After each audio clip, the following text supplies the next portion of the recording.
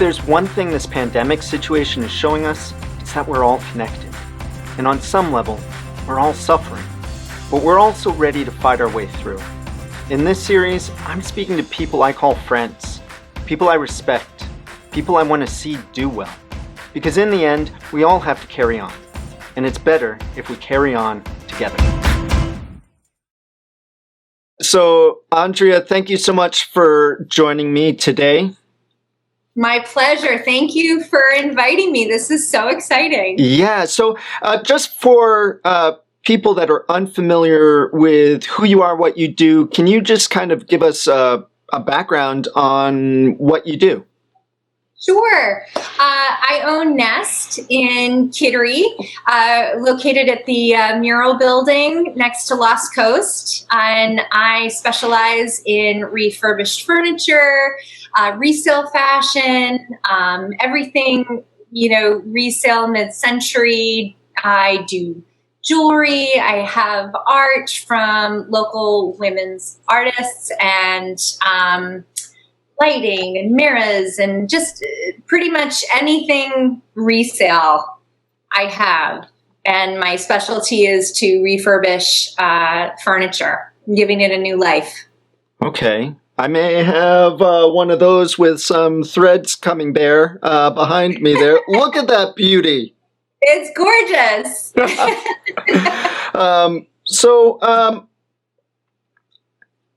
Tell me a little bit about how things were going before pandemic broke out. How was business going? How long have you been in business, and how was it going right up until that point?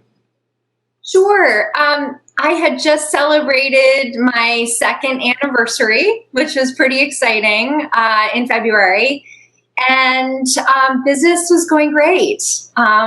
I really fashioned my shop to just be this, wonderful community, and I had so much support and just have developed all these wonderful relationships with my customers, and they've become friends, and just seeing how, people buy something in my shop and then they're sending me pictures and they're like, oh, this is what I did with it. And it's just been a really wonderful, fulfilling, rewarding venture for me.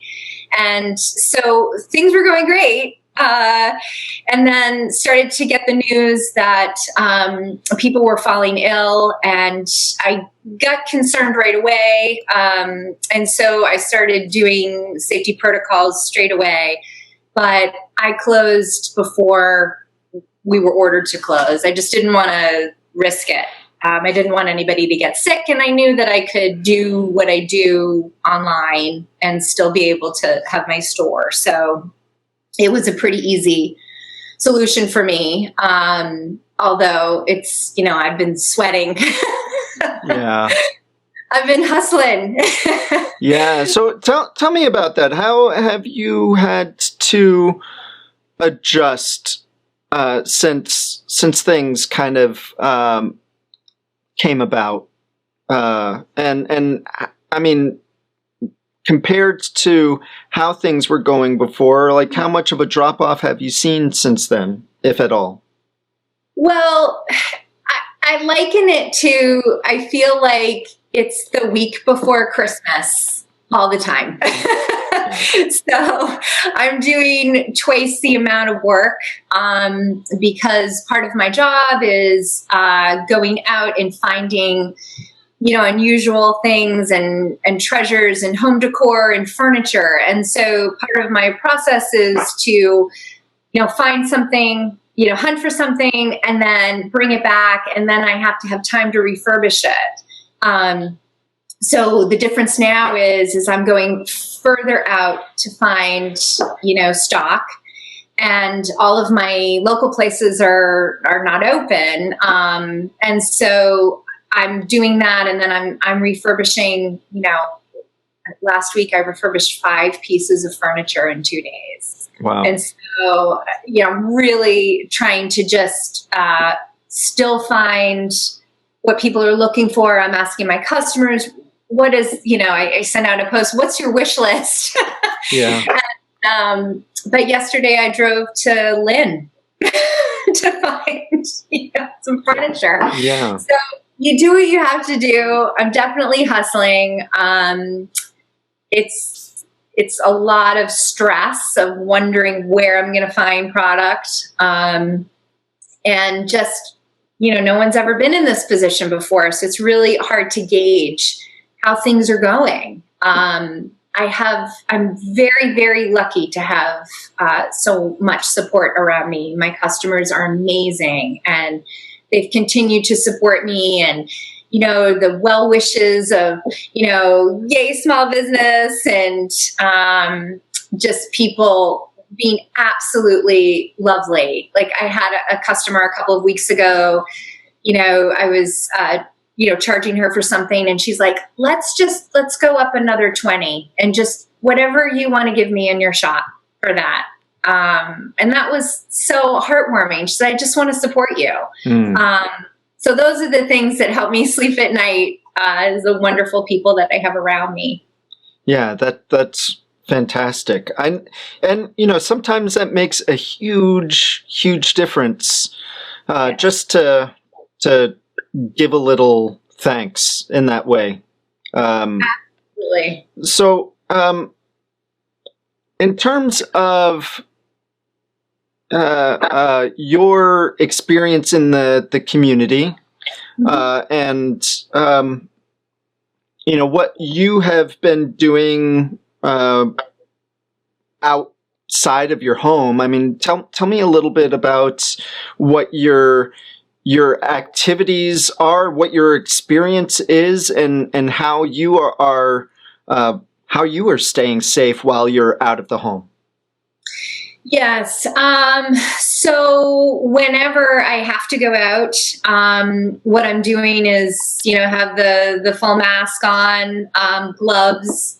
I try to, whenever I am, picking up something, it's always, on someone's porch. Not doing, handing things off.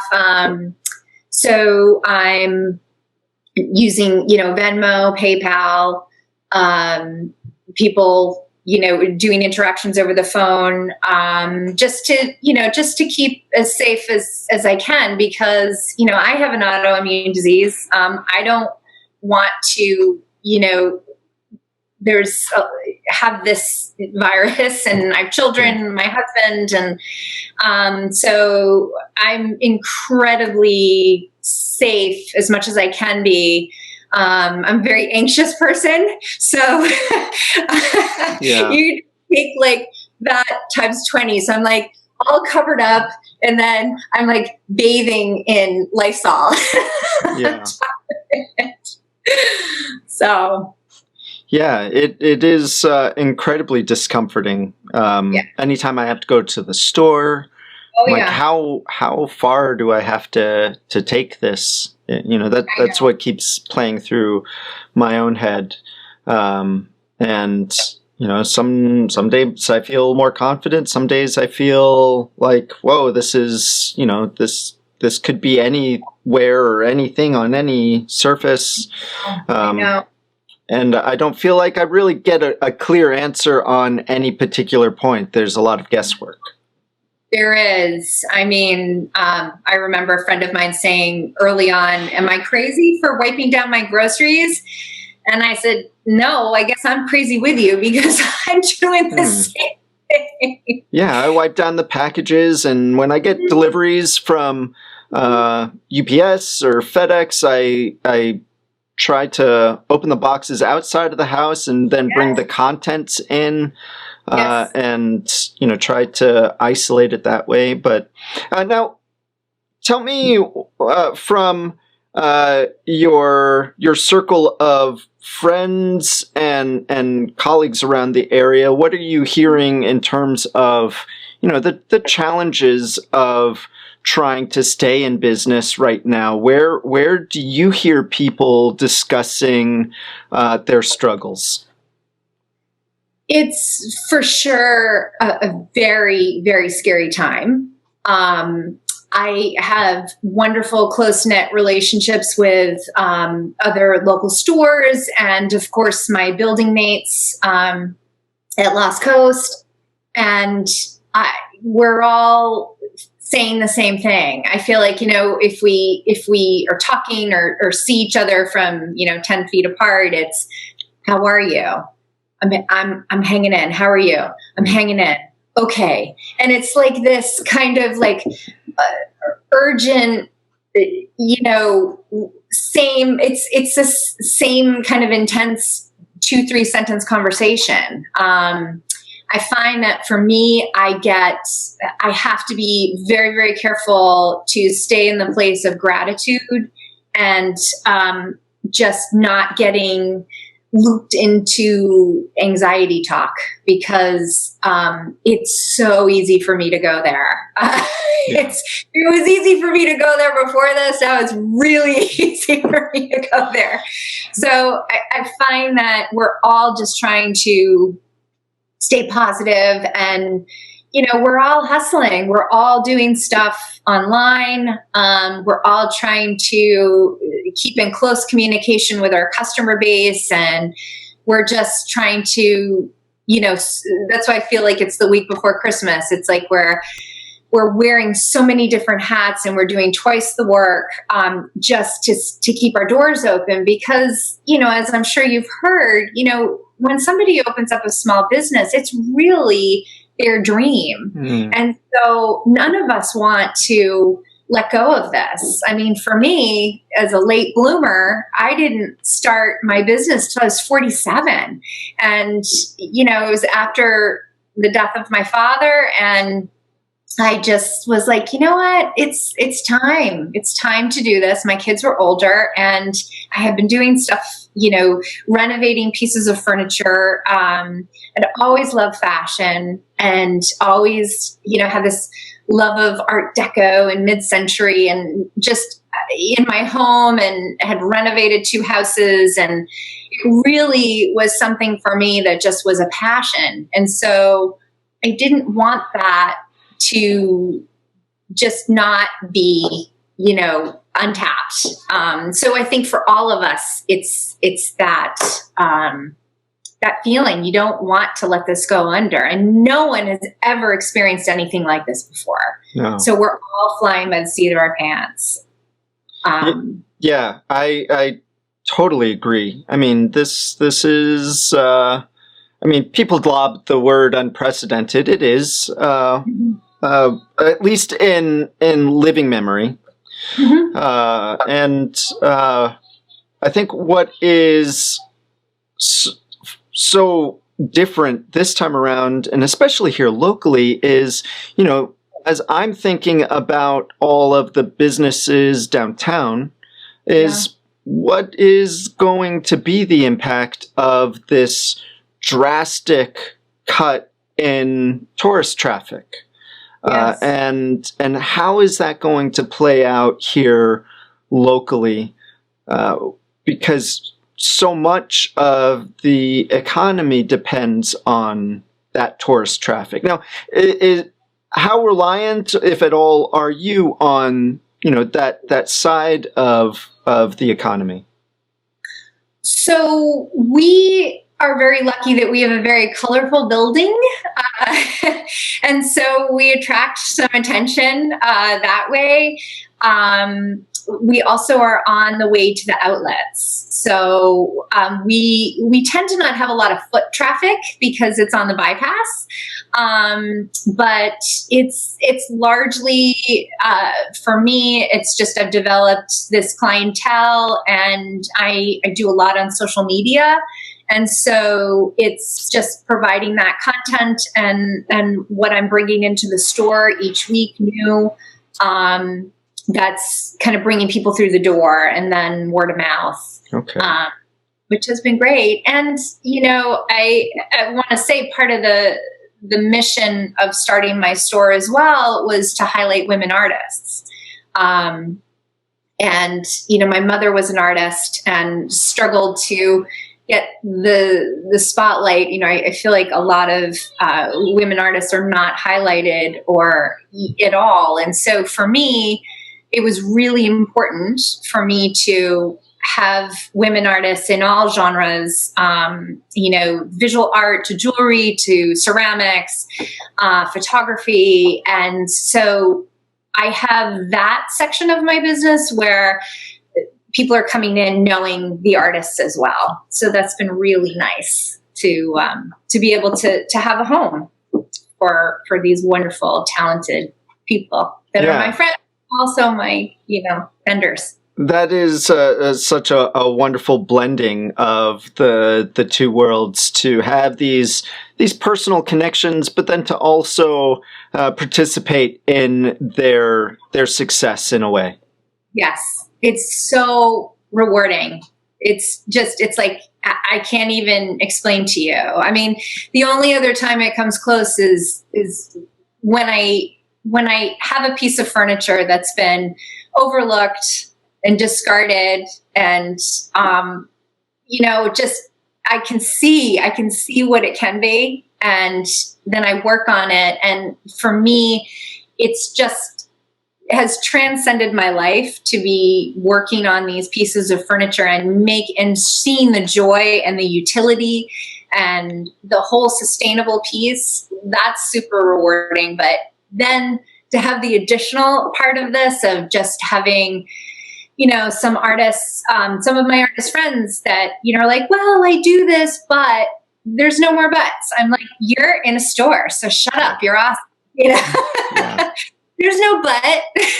Yeah. So to see them do well and to see the customers come in and be like, oh, do you have, more of this jewelry? Do you have more of this woman's, driftwood art? And I'm like, no, but I will get you some. That's pretty fantastic. And to be able to offer that to my artist friends is fantastic.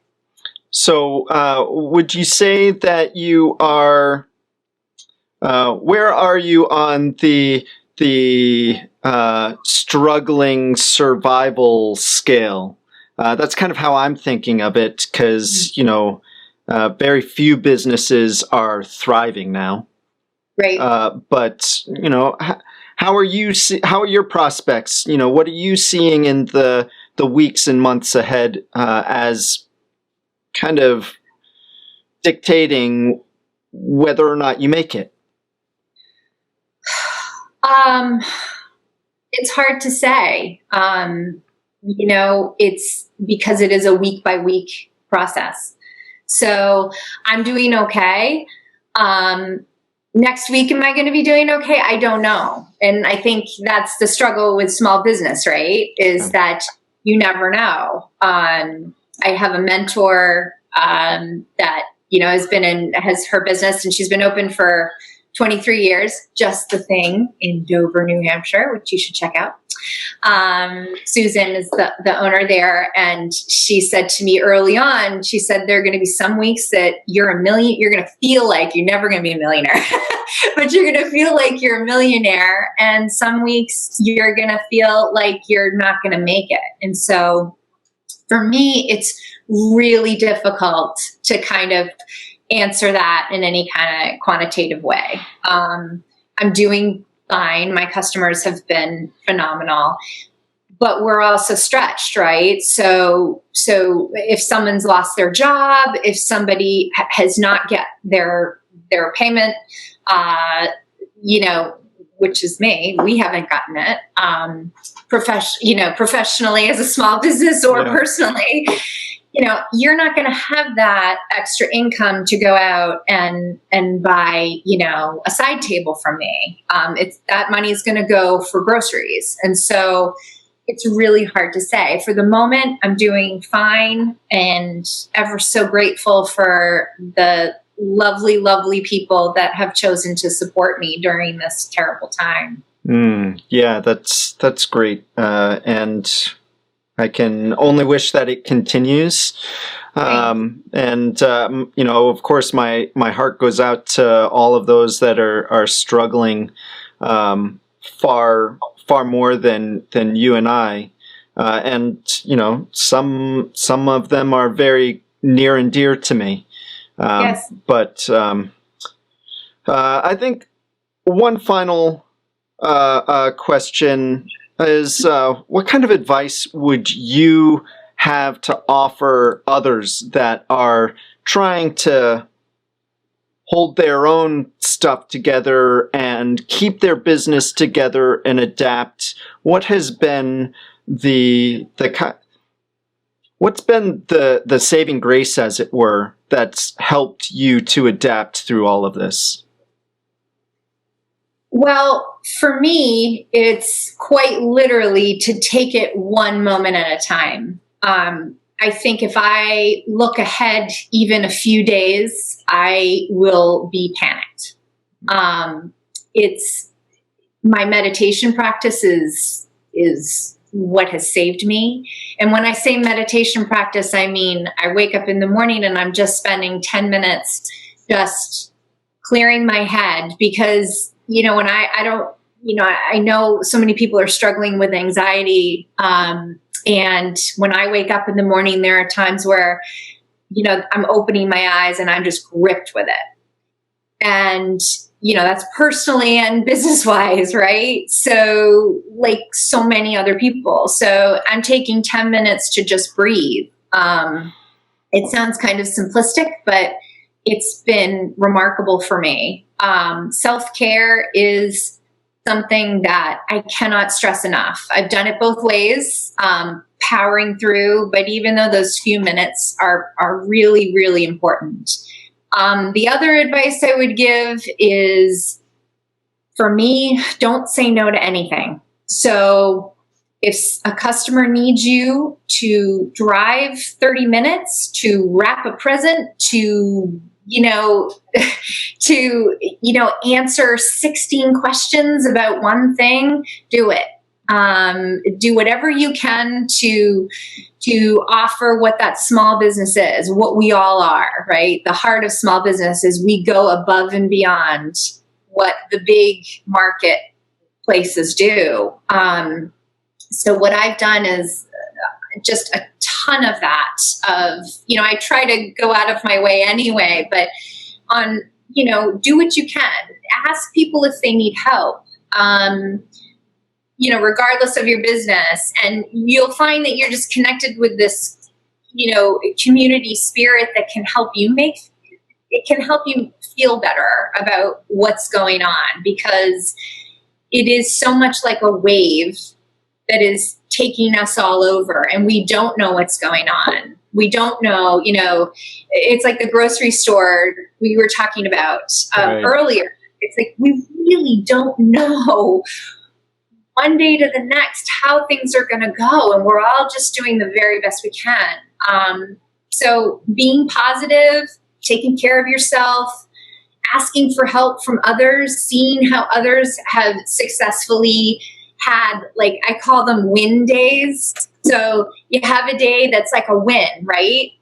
Tomorrow may not be a win, but today is. And you have to really be grateful and hang on to those. I know it sounds Pollyanna-ish, but I feel like we're going to be okay. We really are. We're learning a lot here on so many different levels. We're learning so much. And so I'm trying to have it be an opportunity. That's a win day. When it's not a win day, I'm just like, where's the tequila? Yeah. Well, that's when we step in and encourage each other. And I find that I need that myself. Yes. And I'm so grateful for my own network that has reached out to me to encourage me through this, because I'm struggling as well. And this series is somewhat of a cathartic exercise for me to get through it, because now I want to see you doing well. And so, I look at this as just an opportunity to say, hey, we are all unified in the fact that we're all struggling. And Yes. For me, that is incredibly powerful, because we recognize that. I'm so grateful for it. Yeah. You know, today I got out of my jammies. I have on lipstick. Just for me? Yes. But, Oh. you know, that infectious, you know, hopefulness, that infectious enthusiasm, what you're doing, it's serving a lot of different purposes. It's really, I'm just so grateful. Well, thank you so much. And thank you for joining me today, Andrea. And for all of you watching, thank you again for watching. Be sure to like and subscribe to this YouTube channel. And we'll see you again soon. And until then, carry on. Thank you.